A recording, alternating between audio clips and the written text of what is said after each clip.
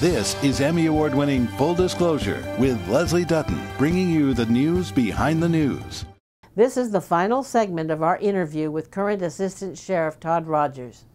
There have been a series of debates between the sheriff candidates over the past several months, and during one of the recent debates, one of the candidates, Lieutenant Patrick Gomez, pointed out the sudden spate of shootings by Long Beach police officers under the command of candidate Jim McDonald. We asked Mr. Rogers if bringing up these alarming numbers of uses of force was inappropriate. No, I don't think it was inappropriate to bring up issues like that. He's the leader of that organization. You know, Jim's a friend. He's a good chief and been a great law enforcement professional throughout his, I think, 33-year career. But he is the leader of that organization, and he's responsible for what happens. And when they get a $10 million lawsuit filed against them, or when they have that shooting on the beach, which is very controversial, or when issues come up that they're not responding to 46% of their suspected child abuse reports, when they get them, I think those are issues that need to be talked about, because certainly there's a lot of conversation about failures within the Los Angeles County Sheriff's Department, and I've said before that Sheriff Baca owns those because he was sheriff. If it was Sheriff Todd Rogers, I would own those too. So as chief, he needs to be accountable for that, and he needs to respond to that. Mr. Rogers has a specific criticism of McDonald's operation in a recent concern. There was an allegation of racial profiling that was lodged against the Long Beach Police Department, disparate treatment of African Americans being arrested. And I don't know if it's true or not, it's the allegation. But when the Long Beach PD was questioned about it, the chief didn't respond. He had one of his deputy chiefs respond. I think the chief should respond to that.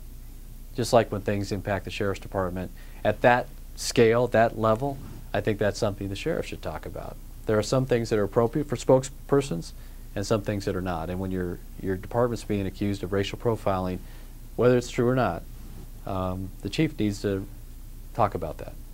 How do you feel things have gone along so far? Do you feel that McDonald has been getting a lot of scrutiny, or is he getting a pass? He's getting a pass in the media. There's no doubt about it. No doubt about it.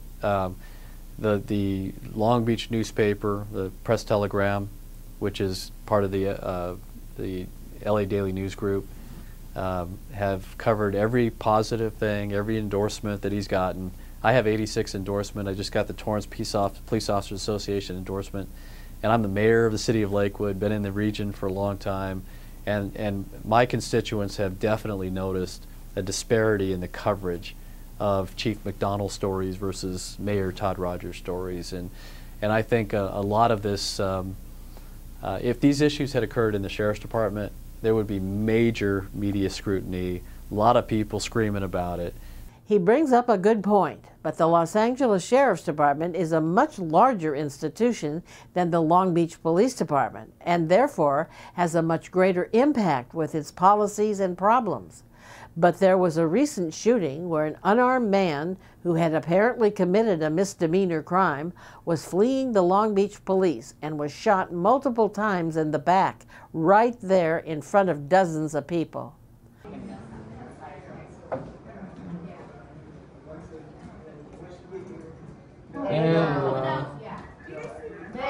Look, he says I'm there. Oh, he's pretty. I don't care. Here you go. Here you go. They said that Robert Blunt had it.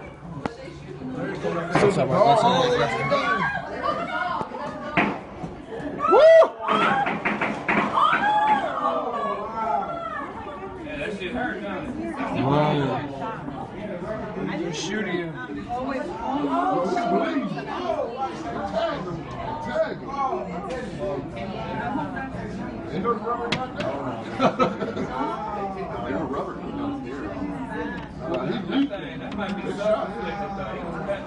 Wow. Are you kidding me? You just got that on camera. Are you kidding me?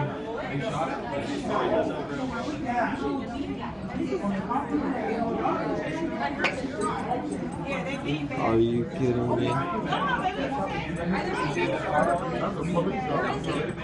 Fucked him up. He'll be beat up. He'll be fine though.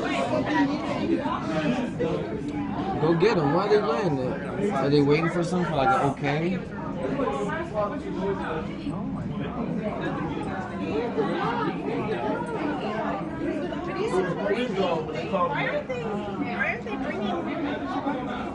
Why don't they have someone there? Why don't they have someone there helping him? They should have a, they should have known to have a paramedic. I was out there, guys. All right, move on. They should have known. Another fine day in Long Beach.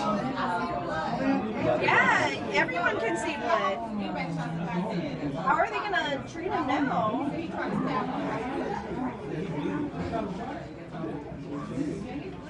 Yeah, we see moron. We got blood room. We got put me. We got blood room. Well, you don't know the answer. He's not gonna fight.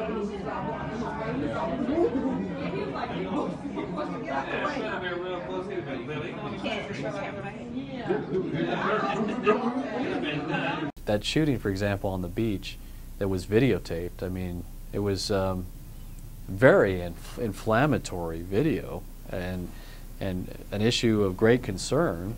And, you know, I'm not going to pass judgment on the officers. They made their decisions, and everything will come out in the investigative process. But I can't help but think that if that was the LA County Sheriff's Department, there would be a completely different reaction from the media. So I think he has gotten a little bit of a pass. Why?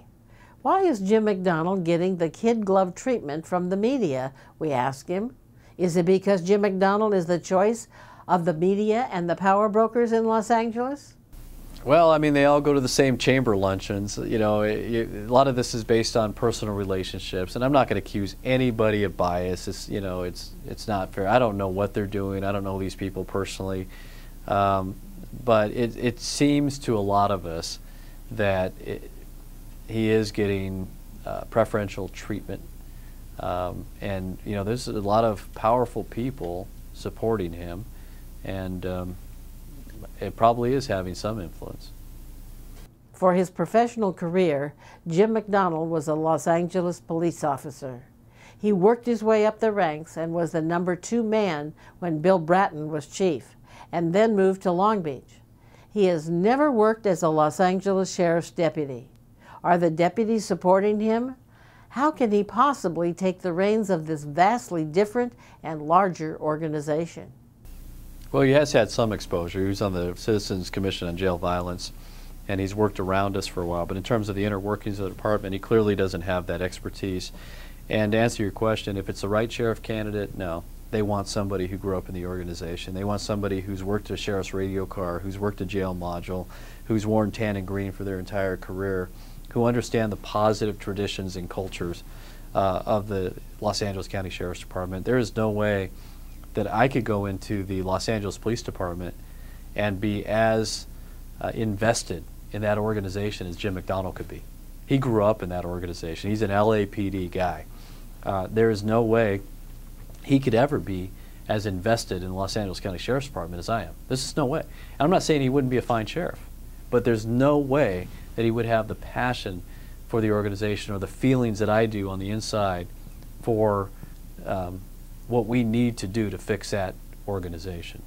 And I think the rank and file, I know the rank and file, and there are some that are supporting Jim, but the vast majority would want somebody from inside. It is curious that in a poll by the deputies union, ALADS, Jim McDonald came out on top, but they didn't endorse him. How important is an endorsement of the nation's largest sheriff's deputies union? It's very important. I obviously, if I make it into the general election, I would love to have their endorsement and would fight very hard to get it. And it's important, number one, because it's an acknowledgement by the deputies' representatives that here's the guy we want leading us forward, but also there's some tangible, more tangible benefits in terms of the PAC money, Political Action Committee money that they can offer to support a campaign. It seems like this whole thing is an interesting combination of candidacy, political campaign, prosecutors, and judges. Well, everything is connected to this campaign. You know, the sheriff is one of the most powerful law enforcement figures in the nation.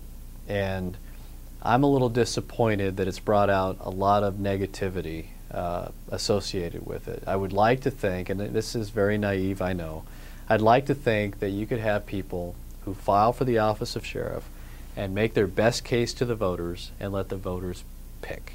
But no, we have to have people tearing other folks down, and we have to have all these, political manipulations or machinations going on, and it's very disheartening, to be honest with you. I mean, I'm disheartened by a lot of things that I've seen during the course of this campaign, but it's so important.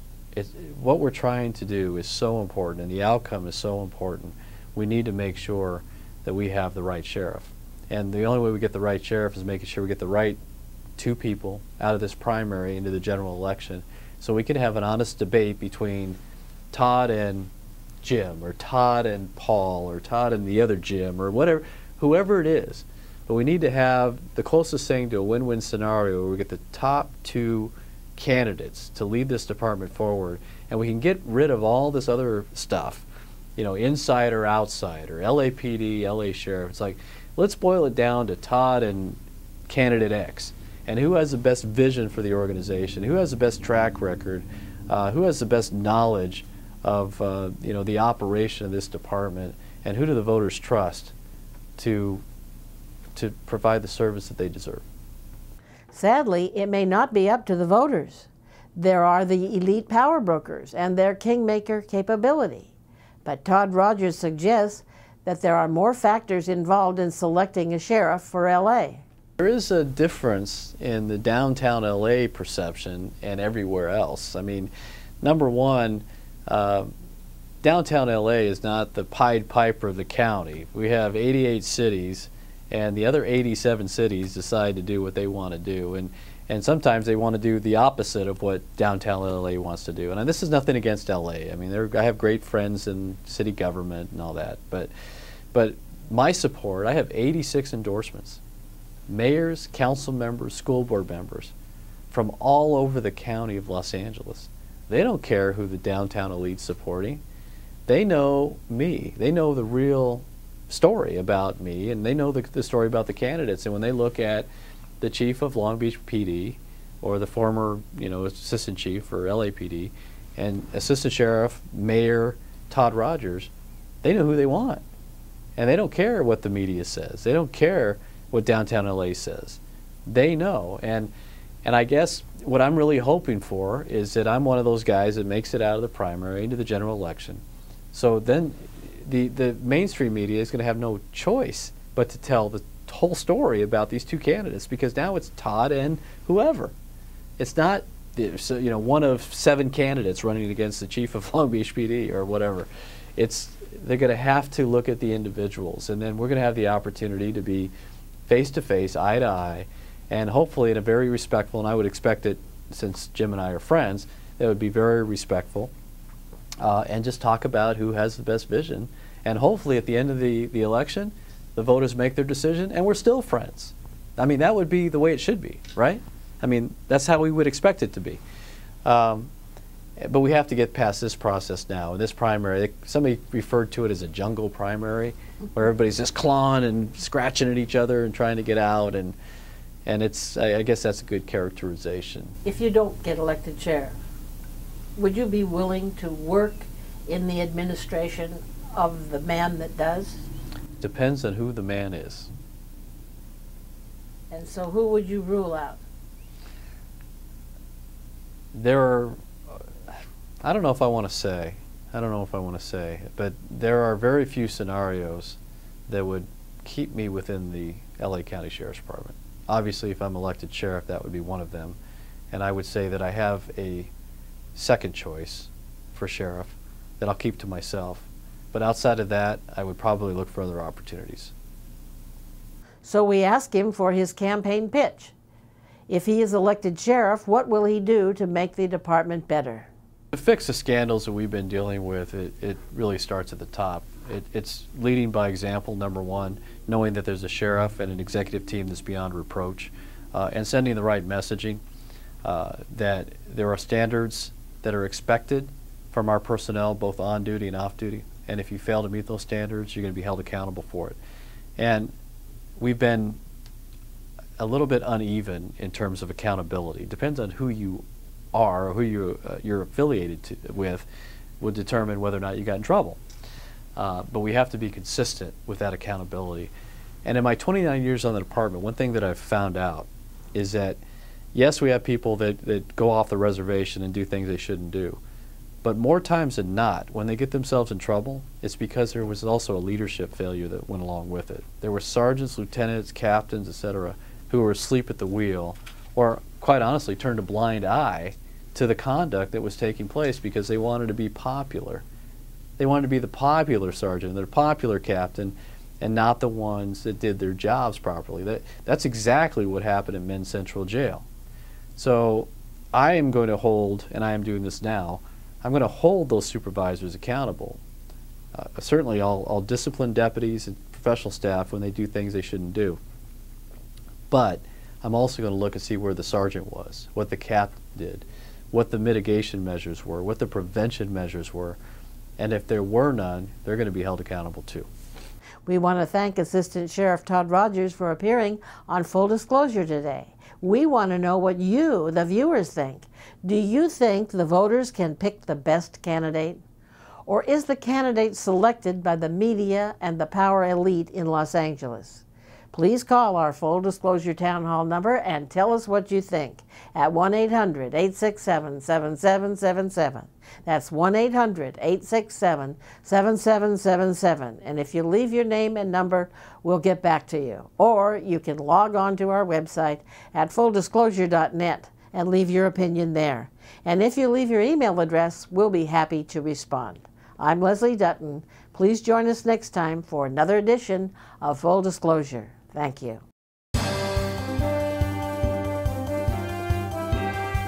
You can watch this program in its entirety as a Full Disclosure subscriber, or you can purchase the DVD on our website.